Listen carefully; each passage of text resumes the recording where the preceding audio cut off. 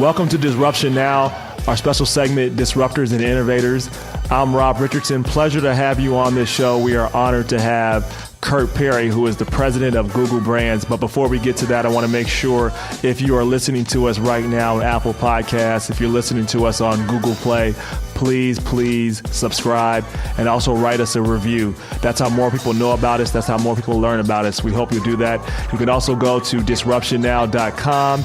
You can sign up to get our emails, to learn about things we have coming up, live events we may have, things we'll give away. You won't learn about those unless you sign up for our email list and go to our website. So hope you will do that. But for now, I want to talk about Kirk Perry, who is the leader of advertising for the largest advertiser in the world. Now, Google recently became $1 trillion company, $1 trillion. We throw numbers around, but just think about this for a minute. 1 million seconds is 12 days. 1 billion seconds is 31 years. 1 trillion seconds is 31,079 years. So when you're talking about numbers, you're talking about astronomical numbers. It's a big effing deal, as Vice President Biden liked to say. He didn't say effing, you know what he said. But I am honored to have him on the show, to get his insight, to hear his vision and how he leans on his faith and how he leads from values. It's a pleasure having him on, Kirk Perry. Hey man, well look, you are a Cincinnati boy through and through. You're a suffering Bengals fan like myself, skyline eating, went to the University of Cincinnati, had a really great career here at Proctor and Gamble, pretty much had a set path. Most people were very surprised that you left. You have a lot of friends here. How in the world and why in the world did you go to Google? I like how you phrase that. How in the world and why in the world? I'm from Cincinnati. That's such a Cincinnati way of saying it, but go ahead. So it's a long story that I'll summarize, hopefully pithily. I was blessed and fortunate to spend my most formative years in Cincinnati. I went to UC, as you mentioned. I came right out of undergrad to Proctor. Spent 6 years of my career in Asia, where I lived in Korea and Japan. And we moved back in 2003, had our fourth child. We were, as we always say, we were growing, we were content, and we were planted. And when A.G. Lafley came back in 2013, I remember sitting down with him, and he was telling me he had a really bright future with the company. He was excited about seeing where things went, gave me a board mentor, and a guy by the name of Scott Cook, who happens to be the founder of Intuit and was on the board of Proctor at the time. So he invited me out with my leadership team to do a Silicon Valley tour, to be inspired by the Valley and what was going on there. And so the last meeting we had over a 2-day period was with Google. And during this meeting, the chief HR officer of the business side, we were talking with her about how they hire and the practices and who they hire and why they hire. And she said, well, as an example, we have the most senior position open in our side of the business. And it's been open for a year. We just haven't found the right person. And I joked that I had one of those delusion of grandeur moments where I thought, is she talking to me? Like the camera zooms in on you. And I immediately dismissed that because I'm like, she doesn't know who I am. But over the course of the next few days, it was really gnawing at me. And so I remember laying in bed one night a few days later and told my wife, I said, hey, I had this moment in this meeting, and this is what happened. And I'll never forget it, because she looked over me and she said, she has no idea who you are. And wives have a way of being humble. And so she said, but if you feel like this is a Holy Spirit nudge, you should reach out. So I remember the next day I wrote her an email, said, hey, thank you so much for the meeting. It was fantastic. And oh, by the way, you said something, said, this, and if it wasn't directed at me, please ignore this and delete the email and pretend I never reached out to you. And so the next day she emails me back, you're welcome, all the niceties. And the very last line, we heard you were perceptive, ... smileys. And we'd love to chat with you. And so that kind of was the beginning of the dance with Google. And it literally was like 5 months of back and forth. And it was probably one of the hardest decisions I've ever made in my life, because everything I valued and cared about was in Cincinnati. But, not to sound cliche or Pollyanna-ish, but really felt like God was calling me out here, because everything in me wanted to stay and everything in me wanted to ignore this prompting to go, because it wasn't because I wasn't leaving P&G to go become the CEO of Google. Right. I wasn't leaving to go to a cheaper part of the country by any stretch of the imagination. I wasn't leaving because I had friends out. I mean, there was nothing here that I was familiar with. I've obviously heard you talk about this. You've said you called it like breadcrumbs from God, and that's kind of like you've seen things. Tell me what that looked like in this situation and why you felt there was your calling to go here. Yeah, I think the way God before speaks Google to me, was $1 trillion company, which they are now. But go ahead. It was only about 400 billion then. But what was interesting is I always feel like God talks to me through other people, and I hear Him through others' promptings, and I believe that if something is consistent with the character of God, and it isn't contrary to what God teaches us, then it's probably from God. And sometimes I have a hard time discerning my own ego of what I want from what I think God wants me to do. And in I this confess, case, I'm bad about that too, but go ahead. I have a little bit of an ego. I think and I try to keep it under control, but I'm honest about it at least. No, I agree with you. And it's such a hard thing to do because, the world calls you and like, oh, this must be from God. This is, a big deal. And I could go do this and it's important. But really I've had a lot of cases in my life where in retrospect, it was more an ego driven decision than it was God led decision. And in this case though, there were so many, I could talk for an hour on all of the breadcrumbs, but I'll give you a couple examples. One was I had, given the weekend teaching at Crossroads, I think in early May of 2013. Crossroads is a big church here in Cincinnati, so our listeners know. Yep, exactly. Sorry, I should clarify. A big church in Cincinnati. That's the reason why that's why I'm here.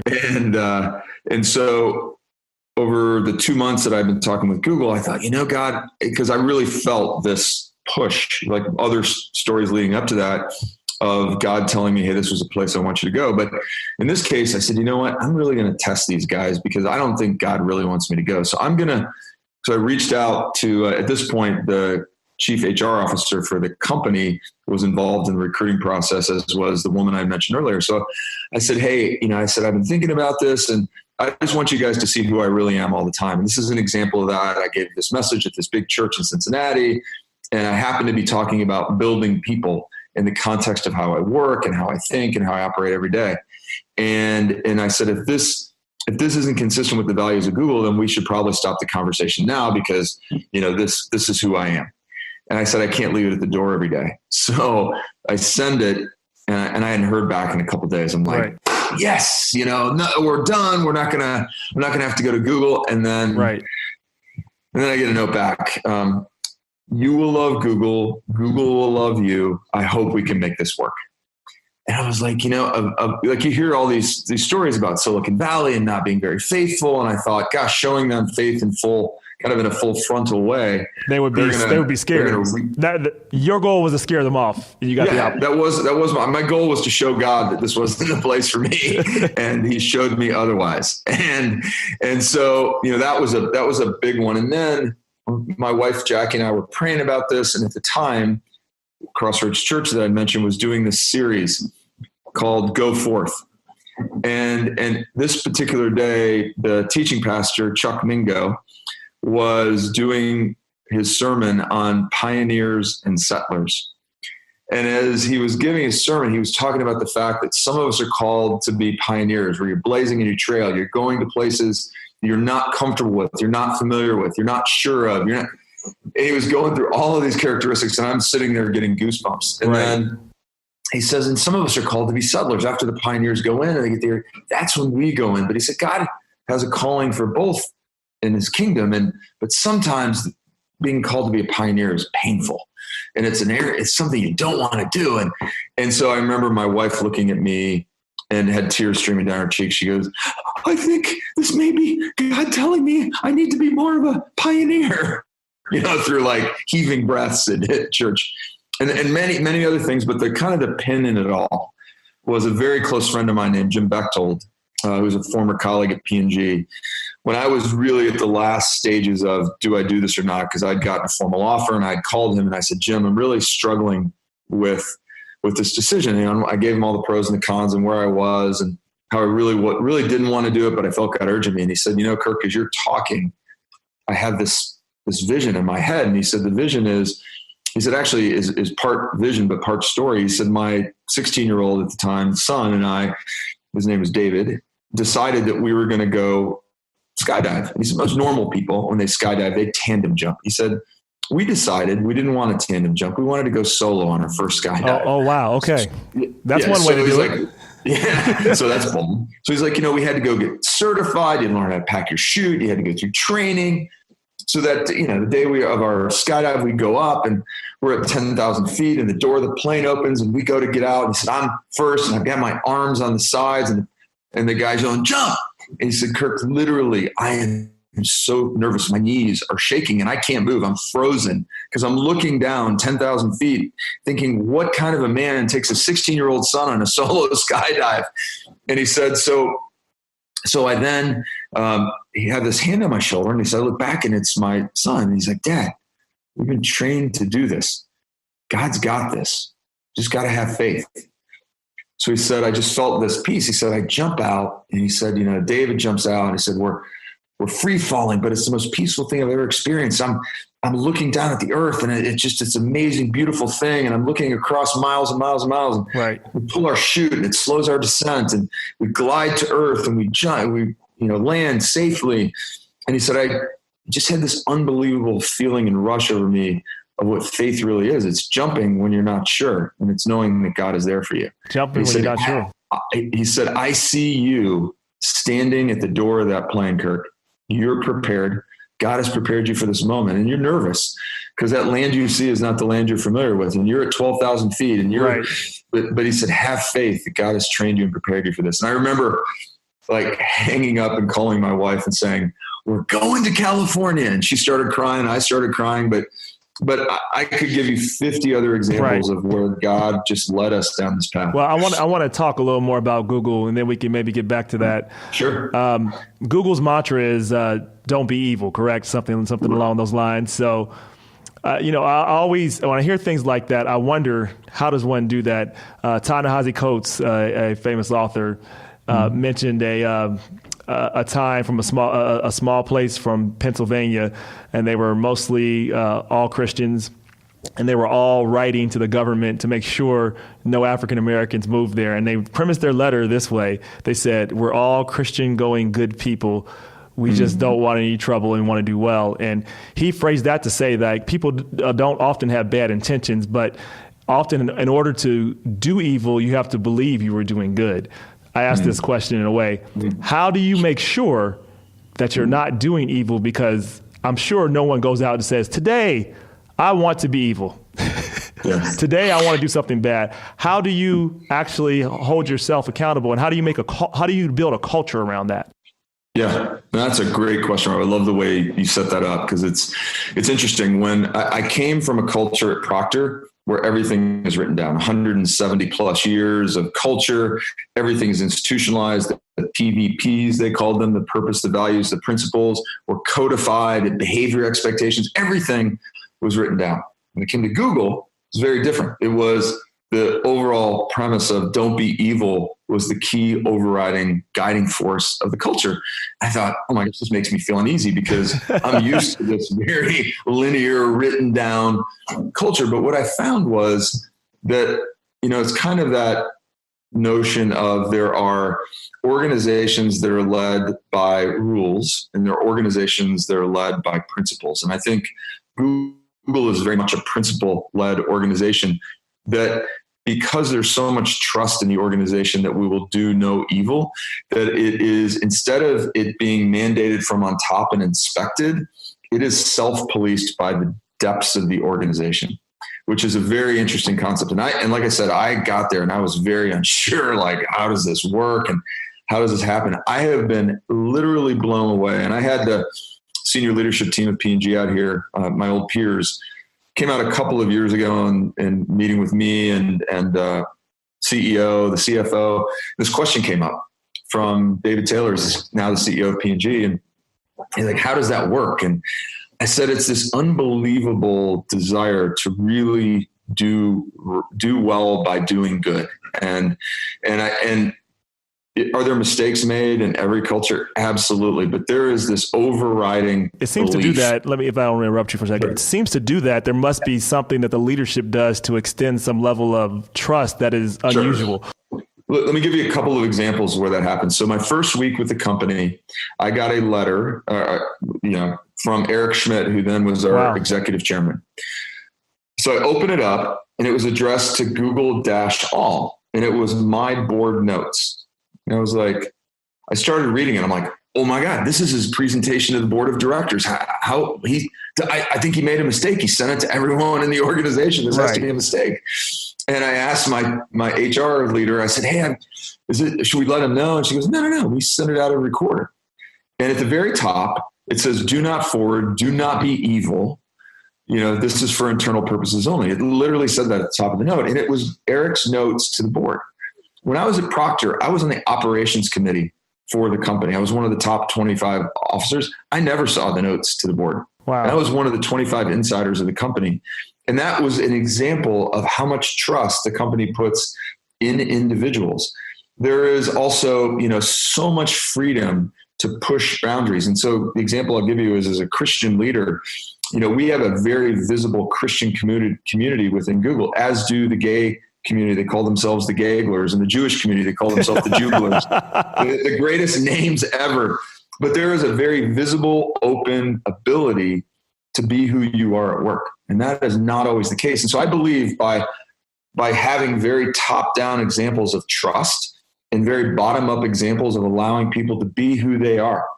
And then when someone crosses the line, there are very visible consequences for crossing that line. We had the very public example a couple of years ago of a guy named James Damore, the engineer, who wrote that. Oh, I remember that. That's the only example I could think of, actually, from Google. Yeah. We're a very visible example of someone who, leadership believed crossed that line, and, they were dismissed. And that's just an example of how the company just isn't going to let people, do things that are going to be against the values of the company. And other companies say that, but I truly believe that Google doesn't. I think personally, as a leader, my humble opinion is that the best leaders lead by example from the standpoint of they're vulnerable, they're genuine, and they are humble. And so I think vulnerable, genuine, and humble, and they come across as allowing people to see their faults. I had a guy give me feedback yesterday when we had our quarterly business review.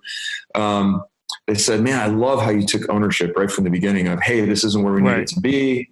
I gave a couple of examples of things we needed to be doing better, but I owned it. Right? He's like, gosh, that's such a great thing to do. That was a good example for me. It's a simple thing. As a leader, you own it, right? Whether it's good or bad. But it's simple, but as you know, it can be difficult because emotional intelligence is lacking in a lot of things. Business world, political world, don't want to go down too far a rabbit hole, but it certainly is lacking in a lot of folks. I remember a story you told once that when you were on your way to be on the rise at P&G, I think you went to South Korea, and that was the first time you had like one of your first moments of ego check. And so talk about that moment if you can, because I think people need to hear that, because you talked about the fact when you were there, you were just rocking it. And one of your colleagues said it would go better if you listened a little more. Gosh, I wish you would remember that story. No, kidding. No, I'd been there about 30 days and newly promoted, new country, and everything was new. And so I left my wife and 2 kids back in the U.S. at the time for summer so I could get up to speed and then bring them over before school started. So 30 days in, I'm in the office by 7 a.m. I'm there till midnight every day. I'm working on the weekends because, I was going to work hard now, work smart later. And then 30 days in, there's a guy named Iksup Shin. I'll never forget Iksup. In fact, we still stay in contact today, 22 years later. But he comes into my office. He shuts the door. I'll never forget. It was 10:30 on a Thursday night. He's like, "You are killing us." And I looked at him like, what are you talking about? In my mind is, what have I said? What have I done? I was trying to get, I've only been here 30 days. I haven't really made any big decisions. I haven't fired anybody. Haven't done anything weird. And he said, look out there. It's 10:30 at night and the entire marketing organization is here. Why do you think that is? I said naively, well, because they're working. He's like, no, in Korea, people do not leave until the boss leaves. And he said, And I was like, oh my God. And I went into ugly American mode. I'm like, oh my gosh, are you kidding me? That's so unprofessional. That's so childish, so juvenile. Right. You know, when they're done with their work, they should leave. And he looked at me calmly and he said, Kirk, we don't expect you to become Korean, but you can't expect us to leave 5,000 years of genetically encrypted code at the front door every day. Wow. Yeah. So don't expect us to be American either. Find the best of both and then make some adjustments and help us have better balance. Oh, that's so well stated. It's so common. He'd been with the company like 30, we literally started, he was brand new to Proctor and Gamble the day I joined Korea P&G. And so, you know, from that day forward, one of the things I learned was, and this is a very biblical principle, you know, listen fast, talk slow, you know, like literally be a great listener and wait to respond. And I will tell you at that time, I was an awful listener. I thought I had all the answers. I'm like, oh my gosh, how great am I? You know, I have all the answers to their problems. It was such a humbling moment because it was an awakening for me because many other things had happened after that really kind of brought me to my knees as a human being, as a leader, as a dad, as a husband. But that was really the start of it, where I started being much more introspective about things that I needed to do better. And certainly listening was one of them, but it also was a great example to me of someone taking personal risk and leaning in, because, you know, that guy had a lot to lose and very little to gain of being the spokesperson for the marketing organization. Right. So no, this is a good lead. This is a good lead in for another question. Can you think about, since we're going to enter in our last kind of segment here, think about a time you've had a significant challenge, and I think you were starting to get there, what you learned from that and how you became a better leader or a better person from it. So a couple things. When kind of leading from the Korea example, and we moved over in 1997, my girls at the time were 4 and 1. Major change. I mean, we literally left everything we knew behind. That was the most significant change of my life for sure. I think being married and being a dad, moving my family across the world. 2 years later, it's in 1999, 2.5 years later, I should say. Jackie and the girls were getting ready to go home for the summer. You know, I was on top of the world. Here I am, like 31, 32 years old. I'm fast tracking at Proctor and Gamble. And Jackie called. I was in New York. Jackie called me, said Carly, our oldest daughter, who'd been waiting all summer for this camp, didn't go because she was sick. Like, oh, that's weird. And she was going to meet me midweek in New York. We were going to do a long weekend there. I was going to go back to Korea. She was back to Cincinnati. And she said, don't worry about it. The doctor said if she's not better tomorrow, we'll get her checked out. So fast forward, the next night I call and she said, well, it took her tonight. She was still sick today. And he felt something under a rib cage and he wants to do an ultrasound tomorrow. And I was like, should I come home? She said, no, you know, don't come home. It'll be fine. He just thinks it's the flu and she's impacted. So the next day I was in a meeting. I'll never forget this day. It was July 20th, 1999. And I was at a meeting with Time Warner that morning and I'd forgotten something at the hotel. And I went back to the hotel, and this is the days before cell phones actually worked across country lines. So I didn't have a cell phone in the US. And I go back and my hotel light's blinking. And it was my wife saying, hey, could you call me at this number? A number I was unfamiliar with. And so I called her and no answer at this number. That's kind of strange. And I called my sister-in-law, who was a childcare provider at the time. No answer. I thought, even stranger. And then I called my mother-in-law and she answered the phone and she heard my voice and she started crying. So my immediate thoughts were, man, did something happen to Jackie or the kids? And my mind's racing. My father-in-law gets on the phone. He's like, I don't know how to tell you this. And my heart just sinks. And he said, Carly has cancer. Oh, wow.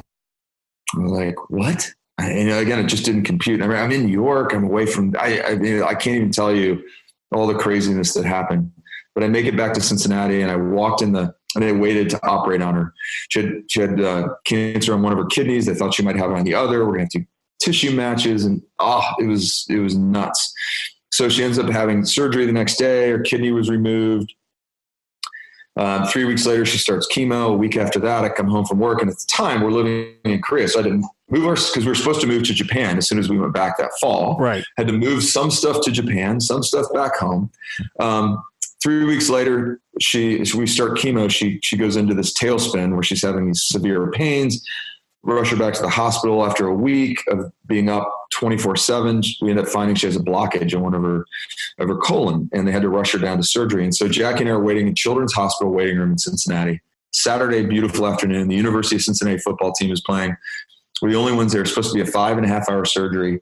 An hour and a half in, our surgeon walks out. He kicks the door open, his gloves on. That can't be and good. Blood on him. We're like, my heart sinks. And he comes out. He says, "Hey, great news. She has a perforated colon, or she has a blocked colon, but no perforation. So we clipped out a foot of her colon. We resected it because they told us before she went in there, they were going to have to put a colostomy bag on her. They were going to have to leave her incision open for 2 weeks to clear out the infection."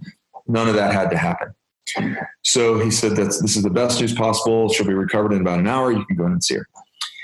And I remember after that, and I had gone through these unbelievable emotions over the month or so that we had first found out and where we were to that point. Like, I can't even tell you the range of, I hated God. I didn't even really believe there was a God.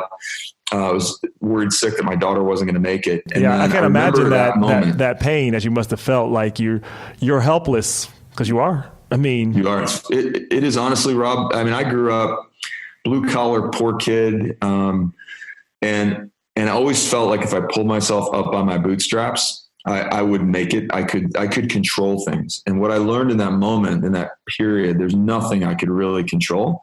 I could do things to help, but ultimately I could control nothing. And in that moment, my wife and I, and this is something in the Bible where it talks about Jesus wept. And I never really understood that word wept. I'd never wept before, but I wept in that moment. I was heaving, like crying, and I sound like such a baby, but I literally was heaving. Not a kid. I get that. And my wife looked at me, and this is like the seismic moment where my life changed. And she looked at me and she squeezed my face with her hands and said, "Can you imagine how God felt when his son was hanging on the cross and his son screamed out, 'My God, why have you forsaken me?' And he didn't do anything because he loved us that much." And she said, "We would have given our lives to stop Carly's pain, and we couldn't." It was like this lightning bolt for me. And it was the first time in my life I'd ever really understood God's love, but also the fact that, and I talk about in that moment, I was transformed. It certainly doesn't mean perfect, because I am not the guy I want to be any days of my life. I try to be better. That's probably how you know you were transformed. You're aware of trying to get better every day. If you want to, because I know we're getting short on time. That's a good segue into one of your favorite quotes by a friend. Is it Chiwa? Am I saying that right? Chiwa Chen. Yeah. Chiwa Chen. Yeah. He has this quote that you really believe in, and he says, "A product is simply an expression of who they are, which is a value treasure in the kingdom. The kingdom measures in eternities, while the world measures in quarters." Now, I'm going to replace that quote to say, I'm going to say the Wall Street for the world, and say Wall Street measures in weeks, right? Mm-hmm. What's good like next week? How do you balance that out? How does Google balance that out, knowing that that's your value system? That's not the value system of all your shareholders. I think that's fair to say. Yeah. How do you balance that out every single day? Because that seems to be the greatest challenge, your internal values with the external things that Wall Street or the world wants. Yeah, there's a great quote by the Apostle Paul in the Bible that talks about standing firm in your faith. I think, in a lot of ways, that's true in the world of business as well. Standing firm in your convictions that what you're doing is right for the long term. And while the world does measure in quarters, particularly Wall Street, and weeks, as you point out, the reality is the best businesses in the world and the best organizations in the world really do things for the long term. They aren't. Yes, you have to deliver. Like I tell my team all the time, we live in a world of ants. You must deliver the short term, and you have to plant seeds for the long term. But where you get into trouble is when people either totally focus on the short term, and then you're never really planting those seeds for the long term, and then you fall short over the long haul. I mean, how many people owned BlackBerries 15 years ago? True. How many own them today? Right? So did they plant the seeds for the long term that they should have? And the answer is no. On the flip side is companies that only plan for the long term don't deliver the short term, and there's no long term to get to. And so finding that sweet spot, that balance, that fortitude to say, I've got to do the and, which to me, the and is the hardest thing in the world to do, because as a leader, you have to decide, how do I allocate resources in the short term to make the numbers, but also have enough in the long term that I'm going to make sure I'm a sustainable success beyond the quarter, the year, the 2-year mark, but for the 100+ years that you want to be around. And I think Google, we've only been around 20 years, but if you look at the track record of this company, it is amazing to see the things that we have done over 20 years, and we'll do hopefully for another 120 years. Yep. Two final questions as we wrap up. Speaking about Google, Eric Schmidt, I actually recently listened to an interview with him speaking about Bill Campbell. And one of Bill Campbell's, I guess, mottos was, work the people, then work the problem. You have something kind of similar. You would say, people focus on the solution. Instead, you focus on the problem, which sometimes is the people, I guess. So how does that practically work if one is focused on not the solution, but the problem? Like, what does that even mean to you? And then I got one final question. Yeah. So my philosophy, and it's always been this way, and I learned it from some of the best leaders that I ever worked for, is, build everything around your team, not the other way around. And so a lot of management gurus will say, first, develop the systems and the structure you want, and then put people in it. I believe, like a lot of sports coaches do, that you field the best team and build the systems and structures around the best team. So if you have 2 7-footers on your basketball team, you're not going to run an up and down game. If you have 4 guards, you might run an up and down game. And so I've always found the best talent, hired ahead sometimes, and not had roles for people that were really good, because I wanted to field the best team. And in his book, Good to Great, Jim Collins talks about one of the core principles of a level 5 leader is they focus first on the who, then on the what. Getting the best team and figuring out who those people are on the bus so that they can help you deliver. So I overinvest in my organization because, there's so many things you can do in the short term to deliver results. But if you don't have a great organization, it falls apart after, a short period of time, because you're never going to be able to deliver what you need to without the strongest team. It's kind of like building your core. You ever joke about the weightlifters who are huge in the upper body and have chicken legs? If you're not working in your lower body and your core, you're not going to be stable. And I view the organization a lot like your core. If you don't have a strong core, I don't care how great your products are, I don't care how great your systems are, you're not going to be able to deliver for the long term. True. That's how organizations work. The very best teams that I've had, we might have struggled at times, but we always persevered in the longer run because we had a great core. We had a great team of people who knew what they were doing, and they were competent, they were confident, they made great decisions. Sometimes they were wrong, but you're never going to have an up and to the right all the time. You're going to have dips, but the greatest organizations are strong enough where they can overcome the dips and get things going again. Final question. All right. So you have an ad up. We're going to say a Google ad. Since you work for Google, you're the head of Google Brands. It's the permanent Google brand ad that represents your motto. What is that and why is that? About me personally? Yes, you. My hope, honestly, my personal mission is I want to help other people achieve their dreams. And again, I know it sounds so cliche and cheesy, but I can't tell you 25 years ago what my numbers were. I can't tell you 5 years ago what my numbers were, but I can tell you the people I worked with every year and the people who achieved something great, whether it was a promotion or they decided to go to business school or they, decided to get married and take a step back from the career for a little bit of time to invest in their spouse. There's so many of those stories throughout my career that I think are way more meaningful. And if you help people achieve their dreams, they will in turn deliver great things. And I hope people say that I put others ahead of myself. And hey, I fall short of that regularly, but I want to be known as the guy who always put people ahead of himself. But because of that, people helped me achieve what it was I needed to deliver as a leader.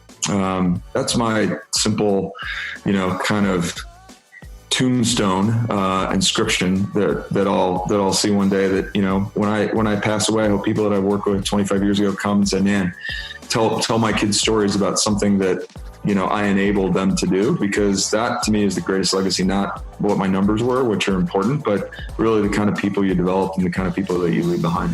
Well, that's a good way to leave it. Kirk Perry, thank you for coming on Disruption Now. It was great having you on the show.